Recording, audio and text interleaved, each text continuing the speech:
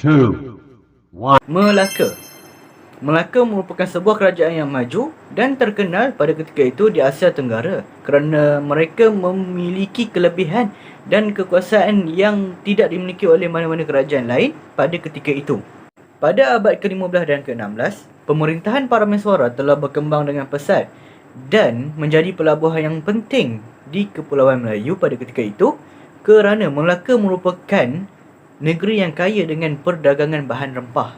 Bukan itu sahaja, tetapi negeri Melaka juga mempunyai banyak kelebihan yang lain berbanding negeri-negeri lain. Salah satunya adalah kawasan yang strategik, pelbagai barang dagangan dan tempat penyimpanan barang yang terjaga bagi pendatang luar yang datang ke Melaka untuk berdagang. Di sini terdapat beberapa faktor yang dapat membuatkan peradaban Melayu Melaka pada ketika itu mencapai kegemilangannya. Antara faktornya adalah dari segi ekonomi, iaitu kedudukan geografinya yang strategik, iaitu terletak di antara jalan laut bagi China dan juga jalan laut bagi India.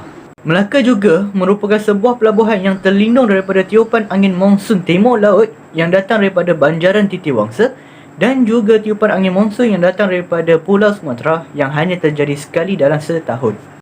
Selain itu, Melaka juga terkenal dengan gelaran sebagai pusat pelabuhan intraport. Hal ini kerana pusat pelabuhan Melaka telah menjadi tumpuan orang ramai dan berkembang dari semasa ke semasa kerana kelebihan yang dimiliki olehnya dari segi kegiatan perdagangan.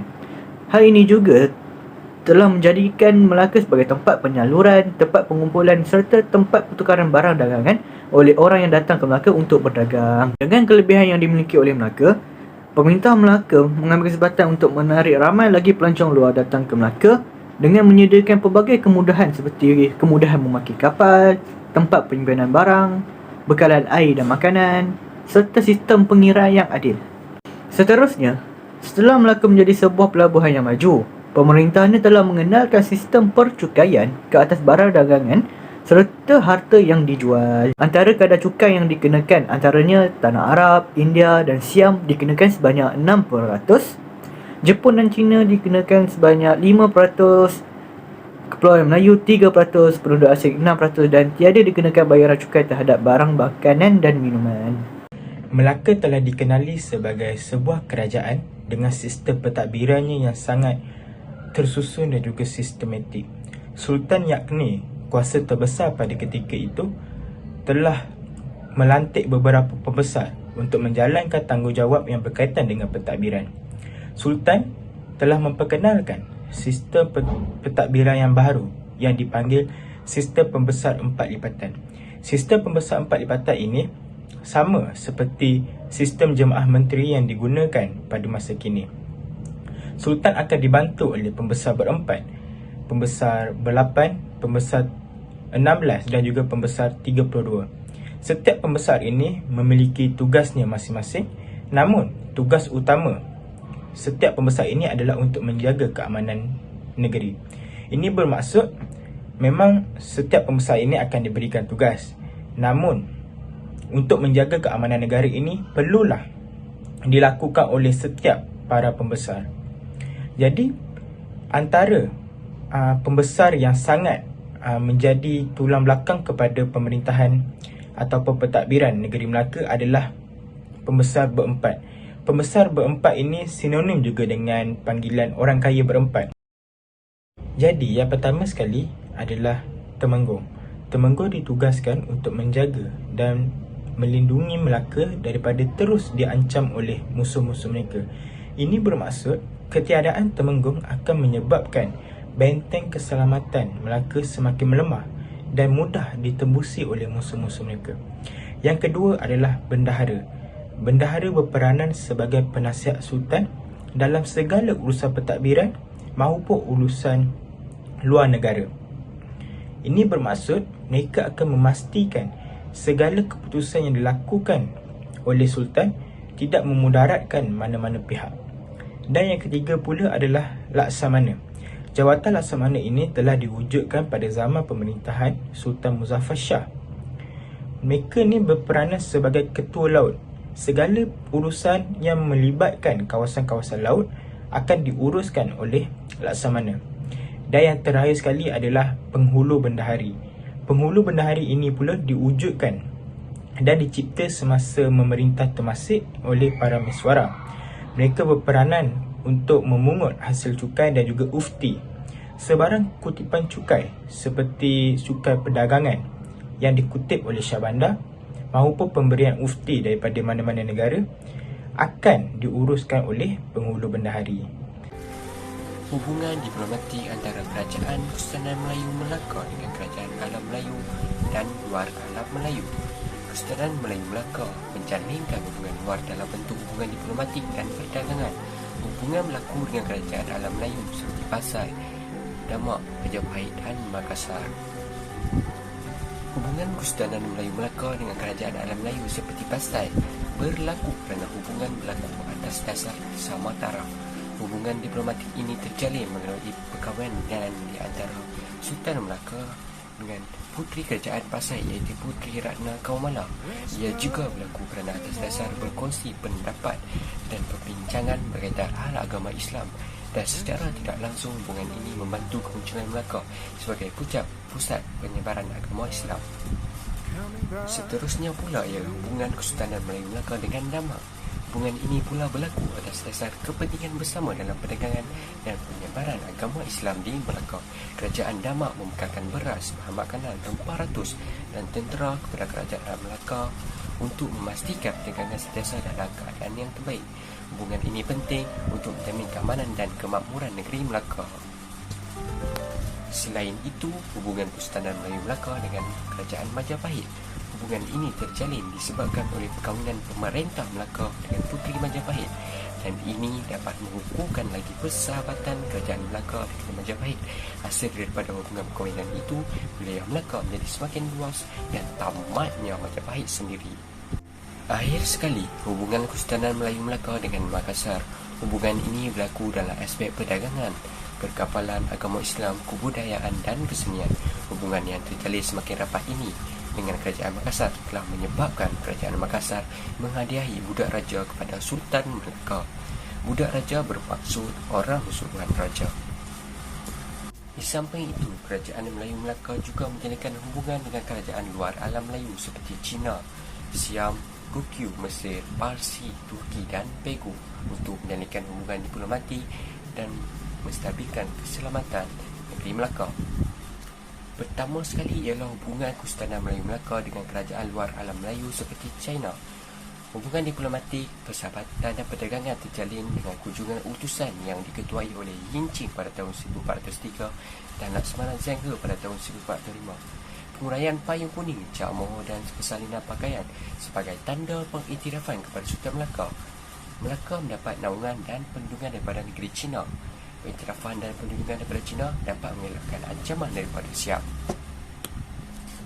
Seterusnya, hubungan Kesultanan Melayu Melaka dengan kerajaan luar alam Melayu ialah Siam. Melaka pernah diancam oleh Siam semasa pemerintah para mesyuarat dan Sultan Muzaffar Shah. Sebab Melaka menjalinkan hubungan dengan Siam ialah atas dasar diplomatik perdagangan yang stabil. Melalui hubungan ini, Melaka memperoleh kayu jati, beras, bahan makanan daripada Siam serta dapat menjamin keselamatannya.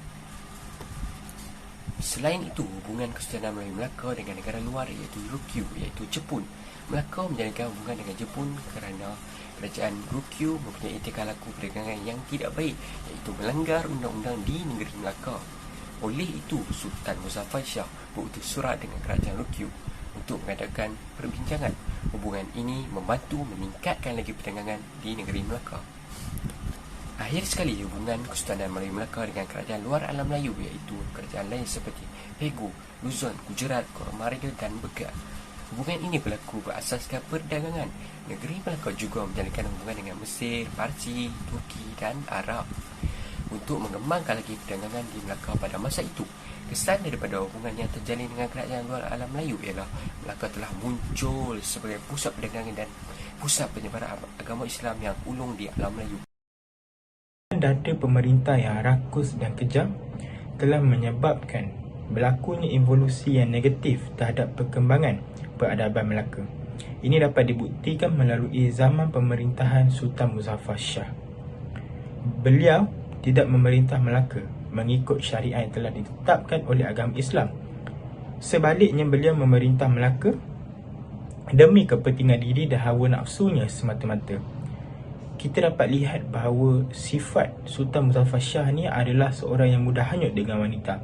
Anak dara, tunangan dan isteri orang telah dijadikan teman berzina, sehingga ada satu peristiwa yang menggambarkan bahawa baginda telah berzina dengan isteri Tun Biajit. Peristiwa tersebut hampir meragut nyawa baginda sekiranya Tun Biajit tidak berpegang dengan konsep anak Melayu pantang dahaka. Banyak sahaja lagi sifat-sifat negatif yang ditunjukkan oleh beliau. Antaranya adalah sifat cemburu, di mana beliau tidak boleh melihat seseorang yang jauh lebih bagus daripada beliau. Beliau juga seorang yang pilih kasih. Beliau tidak menghukum orang-orang yang beliau rasa dekat dengan beliau walaupun mereka melakukan jenayah. Ini sudah cukup membuktikan bahawa kelemahan pemimpin pada ketika itu telah menjadi faktor pendorong kepada kemerosotan negeri Melaka. Terdapat juga faktor yang menyebabkan negeri Melaka mengalami kejatuhan yang amat teruk. Salah satunya adalah kelemahan sistem pertahanan negeri Melaka dari serangan Portugis. Hal ini kerana sistem pertahanan Melaka yang agak lemah pada ketika itu kerana ketiadaan panglima perang mereka iaitu Hang Tuah dan juga Tuan Hamzah. Tentera Melaka juga tidak mempunyai senjata yang canggih seperti senjata askar Portugis. Mereka kebanyakan hanya menggunakan senjata tradisional seperti tombak, keris, panah, sumpit, perisai dan sebagainya untuk bertempur. Pada tanggal 15 Julai 1511, Portugis telah memulakan serangan ke atas Melaka dan sekaligus telah berjaya menguasai jambatan Sungai Melaka. Serangan ini terjadi kerana terdapat salah seorang pembelot Melaka iaitu Si Kitol telah memberitahu sebersikit maklumat tentang kelemahan dan kekuatan yang dimiliki oleh negeri Melaka. Pada tanggal 10 Ogos 1511, Portugis akhirnya telah berjaya mengalahkan keseluruhan anggota tentera Melaka. Ketua Portugis iaitu Alfonso de Albuquerque pada ketika itu telah berjaya menundukkan penduduk Melaka serta pembesar Melaka pada ketika itu. Dan akhirnya, dengan kejayaan mereka, pada tanggal 24 Ogos 1511, Portugis akhirnya telah berjaya membina sebuah kubu pertahanan yang diberi nama Kota Eva Mosa dan berjaya mengekalkan kekuatan, kekuasaan dan keagungan di Melaka selama 180 tahun. Salah satu lagi kelemahan yang diwarisi oleh peradaban Islam Kesultanan Melayu Melaka ialah dari sudut organisasi ekonomi. Semasa pemerintahan Parameswara, kaum pedagang sentiasa diberi layanan yang baik. Namun, menjelang penghujung kurun ke-15, keadaan ekonomi di Melaka berubah kerana ramai pedagang dan orang Melayu sendiri berlumba-lumba mencari dan mengumpul kekayaan. Ini menyebabkan kegemilangan dan kejayaan perdagangan negeri Melaka pada masa itu terus dikuasai oleh pedagang asing. Kuasa ekonomi dan nadi kejayaan pelabuhan Melaka terletak pada tangan mereka. Selain itu, pengenaan cukai yang berlebihan dan tidak berpatutan telah menyebabkan para pedagang asing berpindah ke pelabuhan-pelabuhan seperti Aceh, Batam, Patani, Brunei dan lain-lain kerana tidak mahu menanggung kerugian yang tinggi.